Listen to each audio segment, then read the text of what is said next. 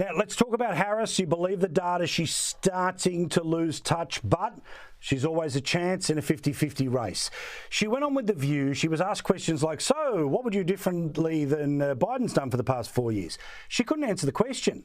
By this time tomorrow, she will have done an interview with Bret Baier over on Fox News, but he's going to hit her harder than anyone's hit her in the entire campaign. If she couldn't do The View, how's she going to be able to do Fox?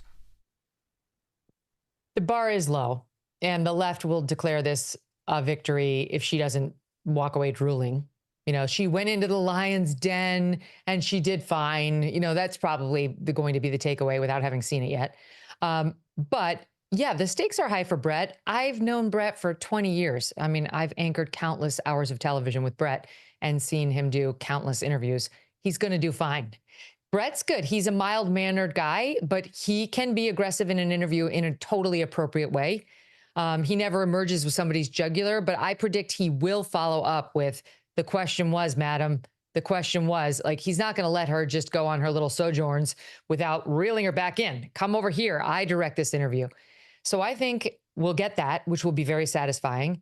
I definitely think he's going to ask her tough questions, you know, more pointed than we've heard in any other interview so far.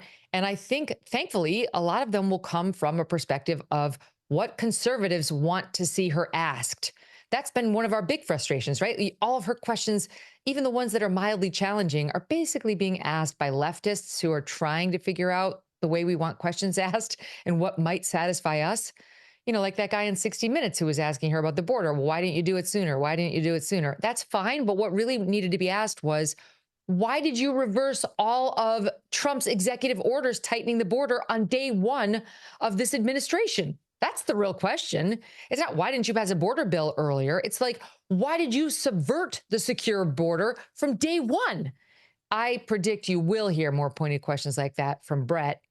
The one frustration is, well, two frustrations. Number one, Fox News is going to want ongoing access to her, both for the next 3 weeks, and if this thing is like a sustained contest, in the month or two thereafter, and if she's elected, in the 4 to 8 years thereafter.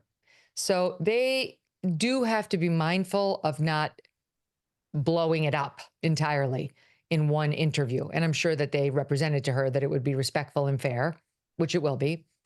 So that's one thing they need to worry about. And the other thing is they only have 30 minutes.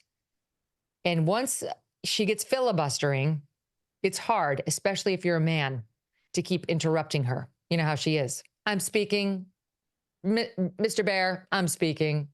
So to some extent, he's going to have to let her filibuster here and there and pick his moments of aggressively interrupting.